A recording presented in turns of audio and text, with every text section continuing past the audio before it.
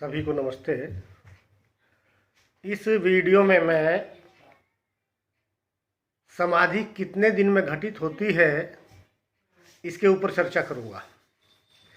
कई बार ये प्रश्न मेरे सामने उपस्थित हुआ, मेरे मन में भी विचार आया और कई लोगों ने पूछा भी कि समाधि लगने में कितना समय लग जाता है।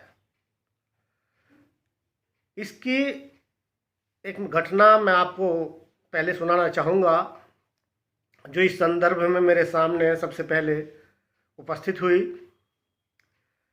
मैं अपने विभाग के अंदर वेद मंदिर में जो हमारा योगाभ्यास भवन है बैठा हुआ था। वहाँ पर एक सज्जन आए एक आश्रम से और उन्होंने हमारे विभागाध्यक्ष के विषय में पूछा। मैंने कहा वो तो बाहर गए हुए हैं, यदि योग से संबंधित कोई प्रश्न हो, कोई समस्या हो तो मेरे साथ आप वार्तालाप कर सकते हैं और जितना मैं जानता हूं उतना आपको बताने का प्रयास करूंगा। तो उन्होंने प्रश्न किया कि हाँ, आपसे ही मैं बात कर लेता हूं। और उनका प्रश्न था कि आप समाधि कितने दिन में लगवा देंगे। मुझे सुनकर बड़ी हंसी आई और मैंने पूछा उनसे कि क्या किसी ने आपसे वादा किया है कि समाधि इतने दिन में लगवा दी जाएगी। तो उन्होंने कहा जी हाँ, मुझसे ऐसा ही वायदा किया गया था। वो कर्नाटक के थे, एक व्यवसायी थे। मन में वैराग्य आया तो घर में बच्चों को व्यापार सौंपकर वो हरिद्वार या ऋषिकेश के लिए सोचा भाई साधना करेंगे, चलकर अपने यहाँ से चल दिए। जैसे ही वो दिल्ली रेलवे स्टेशन पर आए तो वहाँ एक आश्रम से संबंधित दो सन्यासी उनको मिल गए और जब उनके साथ में वार्तालाप हुआ तो उन्होंने कहा आप हमारे आश्रम में चले जाइएगा और वहाँ आपकी समाधि 1 महीने में लगवा दी जाएगी। वो सज्जन श्रद्धा के साथ में उस आश्रम में पहुँच गए और वहाँ 6 महीने तक, जब मेरे पास आए उस समय उनको वहाँ रहते हुए 6 महीने हो गए थे। तो मैंने पूछा कि अब तो आपकी समाधि लग गई होगी, जब उन्होंने आपसे वायदा किया था कि 1 महीने में समाधि लगवा दी जाएगी, तो अब तो आपको 6 महीने हो गए हैं, तो समाधि तो लग गई होगी। तो बड़े निराश हुए और कहने लगे कि गुरुजी, कभी वो मेरी ड्यूटी औषधियों के निर्माण में लगा देते हैं, दवाई कूटने आदि में, कभी गौशाला में लगा देते हैं, कभी वो आश्रम के गेट पर बैठा देते हैं कि भाई आने जाने वालों का आप रजिस्ट्रेशन करें। बाकी इससे आगे मुझे अभी तक साधना के क्षेत्र में कोई लाभ नहीं हुआ है। मैंने सुना कि भाई गुरुकुल कांगड़ी विश्वविद्यालय में भी योग विभाग है, तो इसी विचार से मैं यहाँ आया हूँ कि क्या मुझे यहाँ से कोई मार्ग मिल सकता है। मैंने उनको श्रद्धा से कहा, मैंने कहा भाई साहब, समाधि मैं तो क्या, कोई और तो क्या, कोई भी ये गारंटी नहीं दे सकता है आपको कि कितने दिन में आपकी समाधि लग जाएगी, क्योंकि हम तो कुछ भी नहीं हैं। महर्षि पतंजलि ने भी, जो योग के बहुत बड़े मनोवैज्ञानिक मैं कहूँगा थे, अद्वितीय थे, न उनसे पहले ऐसा कोई व्यक्ति दिखाई देता है न उनके बाद कोई ऐसा व्यक्ति दिखाई देता है, वो भी कोई समय सीमा नहीं बता पाए कि समाधि आपकी कितने दिन में घटित होगी। क्यों नहीं बता पाए। यदि समाधि क्या है वास्तव में, आप संक्षेप में यदि कहना चाहें तो वृत्तियों का निरोध की जो अवस्था है वो समाधि है। क्योंकि जब चित्त वृत्तियों का निरोध हो जाता है तभी पतंजलि कहते हैं तदा द्रष्टुः स्वरूपे अवस्थानम। जो स्वरूपावस्थिति है, जो समाधि में प्राप्त होती है, वो वृत्ति निरोध के पश्चात प्राप्त होती है। या कई लोगों ने जो ध्यान की प्रगाढ़ अवस्था है जिसमें मन निर्विषय हो जाता है, ध्यानम निर्विषय मनः, ये कहा है, तो वो समाधि है। और ये समाधि कब घटित होगी, तो पतंजलि कहते हैं वृत्ति निरोध कब होगा। आप सब जानते हैं क्या सूत्र देते हैं पतंजलि, अभ्यास वैराग्याभ्याम तन निरोध, अर्थात अभ्यास और वैराग्य के द्वारा इन वृत्तियों का निरोध हो सकता है, अर्थात समाधि की अवस्था प्राप्त हो सकती है। इसके लिए दूसरे साधन भी बताए हैं। वो कहते हैं ईश्वर प्रणिधानाद्वा समाधि सिद्धिर ईश्वर प्रणिधानात्, कि ईश्वर प्रणिधान से भी समाधि की सिद्धि हो जाती है। वो क्रिया योग की भी बात करते हैं, तपः स्वाध्यायेश्वर प्रणिधानानि क्रिया योग, ये भी समाधि की अवस्था को प्राप्त करने के लिए ही है। और सामान्य जनों के लिए वो अष्टांग योग की भी बात करते हैं। ये सारे के सारे अभ्यास कहलाते हैं। इस अभ्यास के साथ में जब तक वैराग्य नहीं होगा तब तक ये समाधि नहीं लगती है।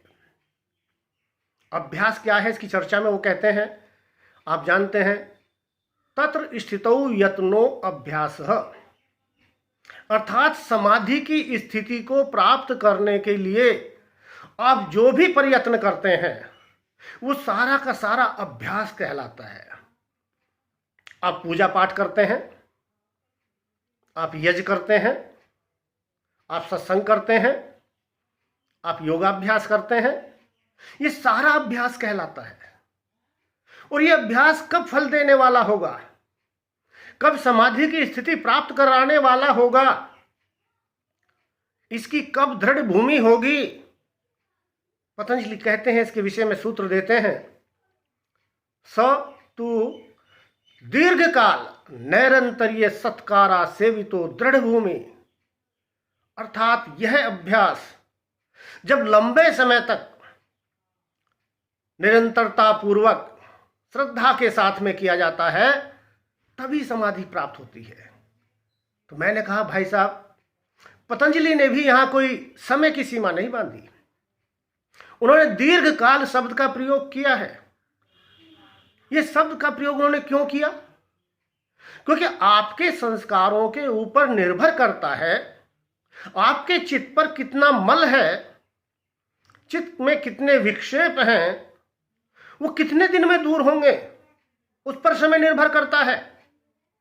फिर आपकी साधना मार्ग कैसा है, साधना में तीव्रता कैसी है, आप किस परिवेश में रहते हैं, इन सब बातों पर निर्भर करता है कि आपको समाधि की प्राप्ति में या इस अभ्यास की दृढ़ता में कितना समय लगेगा। मोटा सा उदाहरण हमारे सामने है। यदि मान लिया कोई कांच का गिलास मेज के ऊपर रखा हुआ है, आप घर से बाहर 2-4 दिन के लिए गए, आए, आपने देखा कि उसके ऊपर धूल बैठी हुई है, आपने हाथ फिरा दिया, थोड़ी धूल है, साफ हो गई, कपड़ा फिरा दिया, पानी में धो दिया तो एकदम से साफ हो गया।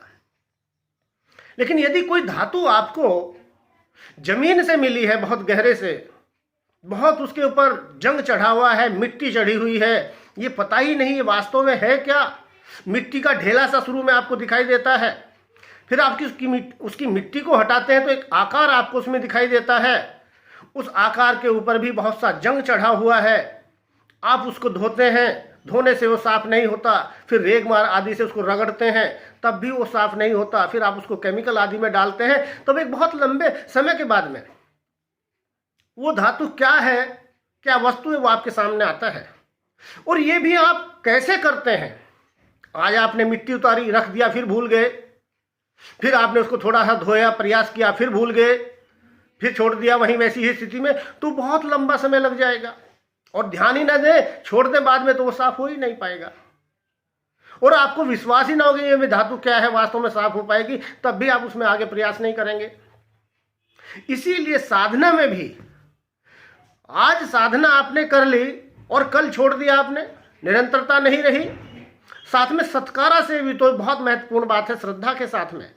यदि श्रद्धा के साथ में आप नहीं करते हैं तो समाधि में आगे नहीं बढ़ पाते अभ्यास में आप, क्योंकि मन के हारे हार है, मोटी सी बात है, मन के जीते जीत।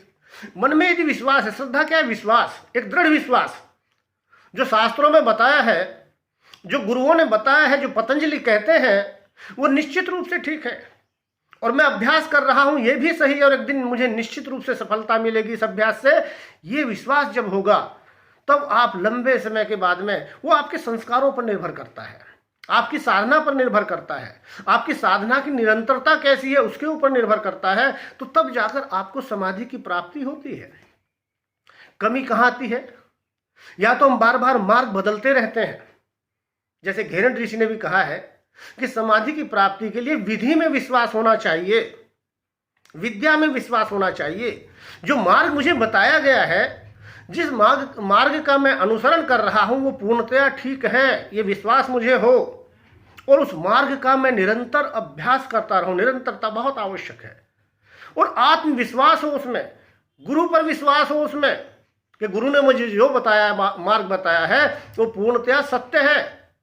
गुरु जी इस मार्ग से आगे गए हैं और मैं भी एक दिन निश्चित रूप से इस मार्ग से आगे पहुंचूंगा, ये विश्वास आपके साथ मन में हो सदा, और निरंतर प्रतिदिन निश्चित समय पर आप अभ्यास करते रहें, तो तब आपके संस्कार धीरे धीरे कटने शुरू हो जाते हैं। जो अशुभ संस्कार हैं, शुभ संस्कारों का उदय होना प्रारंभ हो जाता है, अर्थात तत्वों का साक्षात्कार होने लगता है।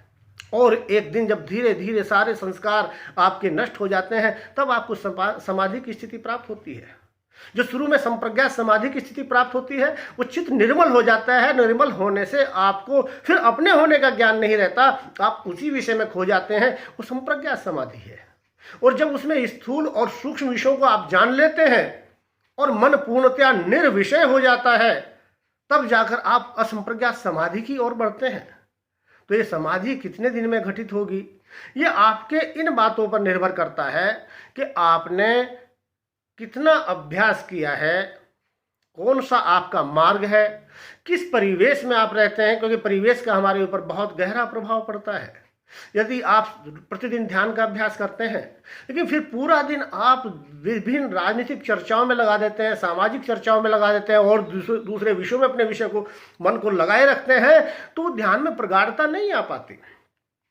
यदि समाधि की स्थिति प्राप्त करना है तो निरंतर आपको योगांगों का पालन, योगांगों का अभ्यास और उसके अनुरूप जीवन जीना होगा, तब जाकर उसमें तीव्रता आएगी। कई लोग कहते हैं कि क्या गुरु के आशीर्वाद से, गुरु के सिर पर हाथ रखने से समाधि नहीं लग जाती? मैं ये नहीं कहता, क्योंकि मेरा अनुभव नहीं है, हो सकता है हो जाता हो। गुरु के अंदर बहुत ही शक्ति होती है, और शक्ति संपन्न गुरु यदि आशीर्वाद दे तो आपको एकदम से वो समाधि शायद कर सकता हो, लेकिन पूर्ण स्थिति प्राप्त नहीं हो सकती। उसके लिए आपको ही प्रयास करना पड़ेगा। बिना आपके प्रयास किए आप उस स्थिति तक नहीं पहुंच सकते। गुरु रास्ता बता सकता है, मार्ग बता सकता है, चलना तो आपको ही है। यदि साधना में आपको तीव्रता लानी है तो शीघ्रता से प्राप्ति हो सकती है। पतंजलि भी कहते हैं, तीव्र संवेगा नाम आसन्नः, अर्थात यदि साधना में तीव्रता है, प्रबलता है, तो समाधि शीघ्रता से प्राप्त हो सकती है। एक दृढ़ विश्वास हो गया साधक को कि इस मार्ग से मुझे समाधि प्राप्त हो जाएगी, मैं निरंतर अभ्यास और वैराग्य का पालन करता रहूंगा, क्योंकि अभ्यास के साथ में वैराग्य का होना नितांत आवश्यक है। कई लोग अभ्यास तो करते रहते हैं, लेकिन वो अभ्यास भी संसार की ओर ही बढ़ चलता है।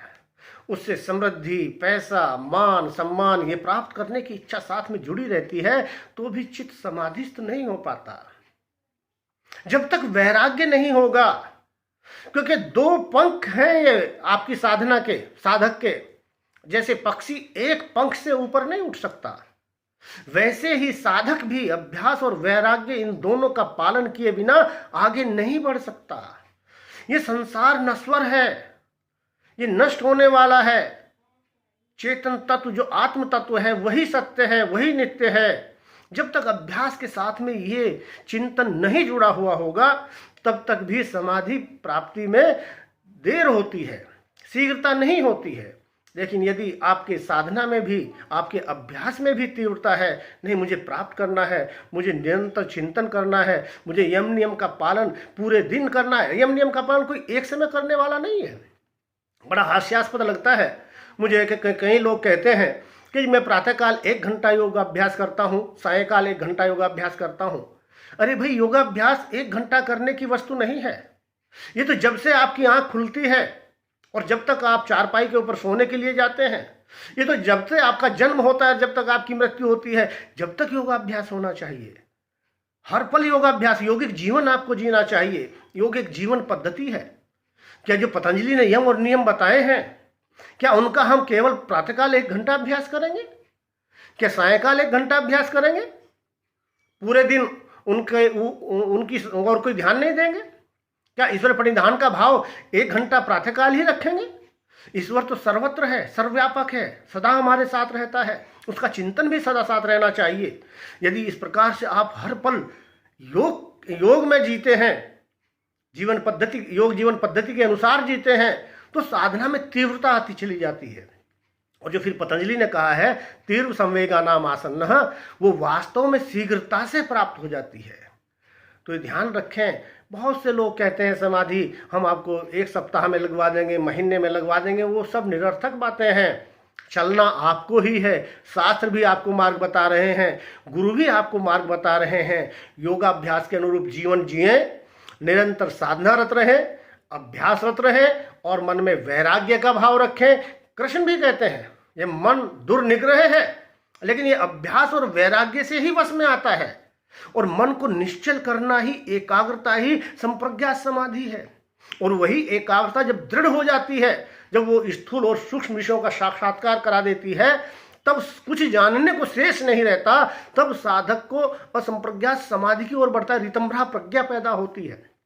और ऋतंभ्रा प्रज्ञा से वो अस्मिता को जान लेता है, और तब कहीं जाकर वो फिर असंप्रज्ञात समाधि में पहुंच पाता है, और वहां उसका अभ्यास करता हुआ तब कहीं जाकर स्वरूपावस्थिति प्राप्त होती है। तो किसी भी भ्रम में मत रहिए कि बहुत किसी के कहने से, शीघ्रता से या अचानक ही आपको समाधि लग जाएगी। नहीं, अगर अचानक भी लगेगी तो पूर्व की साधना आपकी अवश्य रही होगी। मैं नहीं कहता कि अचानक नहीं लग सकती। बहुत से जो योगी हुए हैं बचपन में ही समाधि सिद्ध हो गए हैं, लेकिन उनकी पूर्व जन्मों की साधना बहुत दृढ़ थी। क्योंकि पतंजलि ने 3 प्रकार के साधक बताए हैं, उत्तम साधक, मध्यम साधक और अधम या सामान्य साधक। तो उत्तम कोटि के साधकों को बहुत शीघ्रता से लग सकती है, मध्यम साधकों को उनकी अपेक्षा थोड़ा और अधिक प्रयास करना पड़ेगा, और हम सब जो सामान्य साधक हैं, मनुष्य हैं, जिज्ञासु हैं, हमें तो पूर्ण योगाभ्यास का पालन निरंतर करना होगा, उसमें तीव्रता लानी होगी, तभी हम समाधि को प्राप्त कर सकते हैं। इन्हीं शब्दों के साथ में मैं अपनी वाणी को विराम देता हूँ। ओम शांति शांति शांति।